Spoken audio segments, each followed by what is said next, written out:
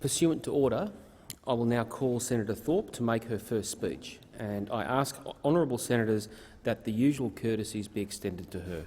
Senator Thorpe. Thank you, Mr President. I acknowledge the Ngunnawal and Ngambri peoples who are the traditional custodians of the gathering place on which this parliament was built. I am a proud Djab Wurrung Gunai Gunditjmara woman, and I live on Wurundjeri country. I stand before you today on the shoulders of my ancestors who fought and died for our country. Their resistance, their knowledge and strength over thousands of years has guided me to this moment, and I carry their spirit with me in this chamber. It's an honour to be the first Aboriginal person elected to the Senate to represent Victoria. While it's a great shame that it has taken this long, the timing could not be more significant. Outside these walls, a global movement has taken to the streets to demand that Black lives matter. An uprising of voices united by the conviction that the colour of your skin should not limit your potential, your safety or your life expectancy. That was not something society told me growing up. For an Aboriginal girl raised in poverty and public housing who left school at 14, the idea that I could make it all the way to this nation's parliament was laughable. People like me were not meant to end up in places like this. Our voices were silenced, sidelined and written out of the story of our own country. But I never gave up believing that better days were possible. I come from a long line of strong Black women who taught me to stand up for what's right and never let injustice and racism beat you down. If you want change, you have to fight for it. I've been a human rights, climate and forest activist, and in 2017 I was honoured to be the first Aboriginal woman elected to the Victorian Parliament. I've fought my whole life for those without a voice. My promise to the people of Victoria is I will continue to fight for you. And I will never forget where I come from. I take my seat in this chamber today for every person who has been discarded, discounted or left behind. It's time for your voices to be heard. For too long, power has been tightly held in the hands of the privileged. I come to this parliament not as a career politician, but as someone who's done it tough and grown strong through the struggles. I'm a survivor of family and workplace violence. I was a single mum at 17, and I've had to confront my own mental health issues, and I know what it's like to count every cent to put food on the table. Millions of people all over this country face similar challenges every day. They need a parliament that prioritises their right to live with dignity. Instead, they have been forgotten by a political class that sees poverty as a character flaw. It doesn't have to be this way. Right now, we have a chance to build a country that works for everyone, not just the chosen few. We stand at a crossroads. 2020 will leave an enduring mark in the pages of history. This was a year that demanded we not turn our heads from the challenges that threaten our future, and yes, the urgency of a climate emergency, the growing economic inequality exposed and exacerbated by a deadly global pandemic, and the ongoing fight for racial justice. For Australia to become a mature, self-assured nation, we must recognise the long history of violence inflicted upon this country's first people and embark on a truth-telling journey to reconcile that past. These challenges are big, but so is the opportunity. This is our moment to grow as a nation. And we must be brave. The devastating bushfires that ripped through this land were a wake-up call for those who deny we must act decisively to address the reality of a warming planet. We have watched in real time the full horror of the climate crisis and what happens when you stop caring for country. With governments of the world converging on Glasgow next November to lift their ambition on climate action, the denial, the posturing and fidgeting that has gone on in this House for far too long must stop now. It's time for leadership. We must put the future of our children, our grandchildren and country ahead of the short-term interests of the fossil fuel industry. Last year, I attended the United Nations Climate Summit in Madrid and saw firsthand how big polluters are poisoning country and ripping the heart out of communities all over the world. And I also saw firsthand how this government is holding the world back when it comes to global action on climate change. At a meeting of Indigenous leaders, we wept as we shared our collective grief over the destruction of our land, from the fires tearing through the Amazon to the devastation in our own backyard. Here in Australia, we have seen Rio Tinto blow up the Juukan Gorge in the Pilbara, blasting 46,000-year-old Aboriginal rock shelters in an act of cultural and environmental vandalism. And we know they have more planned. In Western Victoria, ancient birthing trees are being destroyed. At this site, on Djapwurrung country, Aboriginal women have given birth to an estimated 10,000 babies over many centuries. My ancestors' blood runs through the soil that nourishes these trees. When we lose these sacred sites, we sever the deep spiritual ties that connect our culture and language to this land.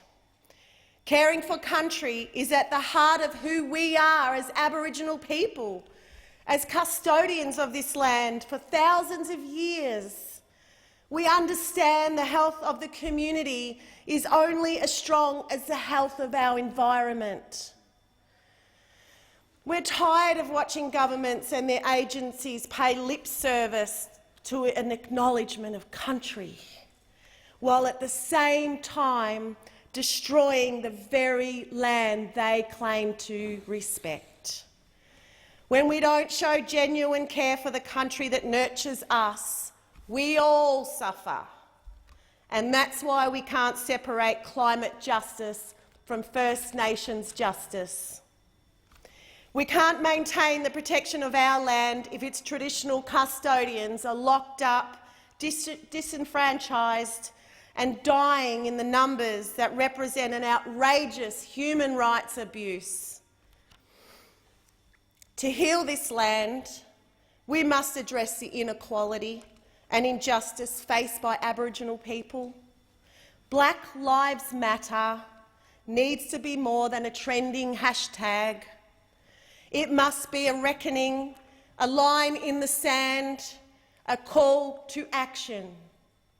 To those whose skin colour affords them greater safety and justice, it's time to stop looking away from systemic racism and stand with us and say no more.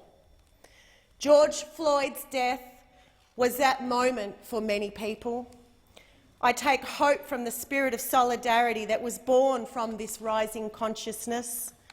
But why did it take the death of a black man on the other side of the world to wake up Australia, when our Indigenous people are the most incarcerated people on earth? We must now ensure that history also remembers the names of those who died in similar circumstances. right here in Australia. John Patt, David Dungai, Miss Jew, Joyce Clark, Kumanjay Walker, Veronica Nelson Walker, Tanya Day, and Raymond Noel Thomas, just to name a few. I wish I was afforded the time in this speech to name every life taken. 441 Aboriginal people have died in custody since the Royal Commission in 1991. Not a single person has ever been held accountable. For years, politicians in this parliament have talked about closing the gap. But our children continue to be removed from their homes at rates higher than white Australia.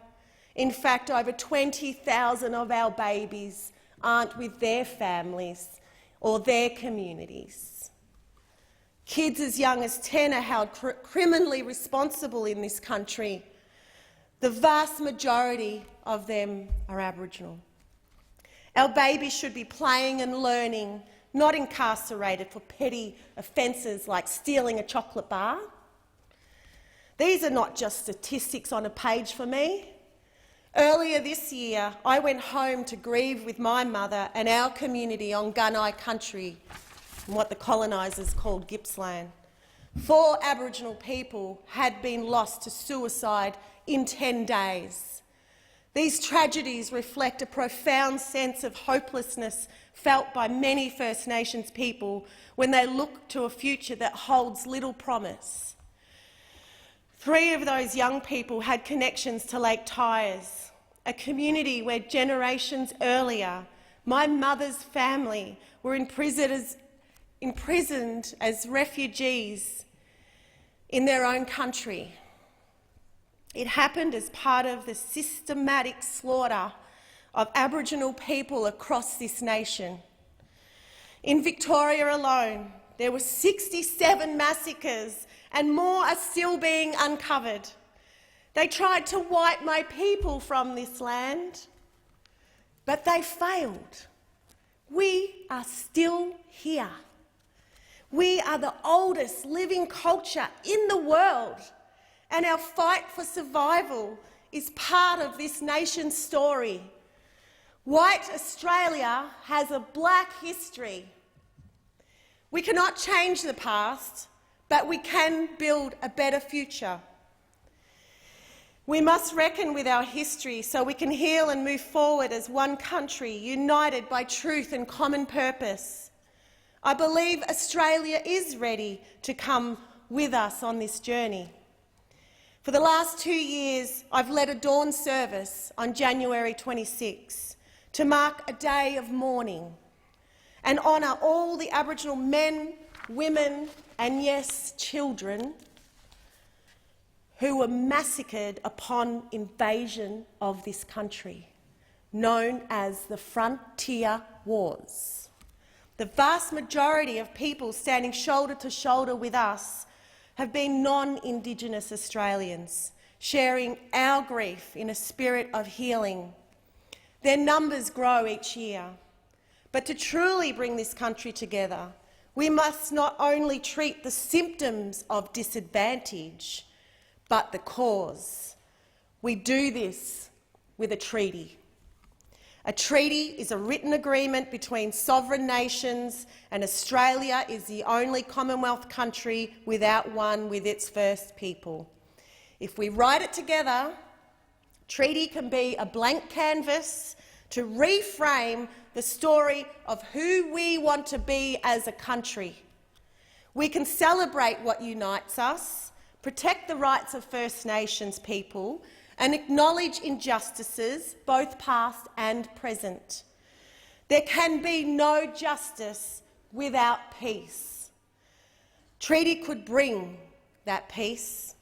It would end the suffering and heal the wounds. That's why treaty must come before other debates, such as constitutional recognition, changing the date of Australia Day, or a voice to Parliament. because the disadvantage and inequality we face as a community are not due to inherent failings in our character. They are symptoms of the persecution and oppression this country and its constitution were founded upon. We can't be included in the Constitution before this chapter in Australia's history has been resolved via a treaty. And we mustn't replicate tick-and-flick domestic treaties that allow native title to be extinguished to make way for the destruction of country for mega mines, logging or fracking. A genuine national treaty would elevate Aboriginal voices and reframe us as a more caring society where nobody is left behind. We need to make that shift because the gap between rich and poor is growing wider. The unprecedented public health and economic crisis we're living through in 2020 has brought this into sharp focus. It has often been said that the COVID-19 virus doesn't discriminate, but we know now its impacts do. Young people, women, migrants, the elderly, public housing residents and casualised workers are bearing the greatest burden. I want to offer my condolences to the families of those whose lives have been tragically cut short by coronavirus. Through this crisis, we have seen that inequality is not just a social issue, it's a major public health risk that eats away at the fabric of our society. Precarious work and insecure housing have fuelled this pandemic. When you have low-paid, casualised workforce, inevitably people will be forced to make choices that have life and death consequences. Staying home when you're sick is not an option when that decision means your children go without food. Too many people are living hand-to-mouth without job security or the dignity of a living wage. COVID has exposed deep cracks in our society, showing how quickly it can fall apart when people have no safety net. As we endured periods of lockdown, I think of all the people who are permanently locked up and forgotten about by our government, like my friends Farhad and Moz, Kurdish refugees who spent 7 years on Manus Island before being brought to Australia under Medivac legislation. They are now locked inside a Melbourne hotel room with no prospect of release and fighting for basic rights. These men have committed no crime. How can we as a nation treat people like this? We are stronger as a country when we extend the hand of friendship to everyone, not just those who look like you, not just those who wear the same school tie as you. That is what this parliament should be about, a place that represents everyone equally. Because what COVID has shown us is that economic inequality is not an individual moral failing, but an active political choice. The disaster in private aged care is a tragic reminder of what happens when we put the profits of big business over the dignity of our community's most vulnerable. Who's been looking after our elders? Not this place. But it should have been. Through this pandemic, we've seen governments find money to house the homeless, feed the hungry, support the unemployed, prop up childcare and boost mental health services. These solutions to social and economic disadvantage have always been there. Our political leaders have just chosen not to adopt them. We deserve so much better, and we can be better. This pivotal moment has offered us a unique opportunity to reimagine our society.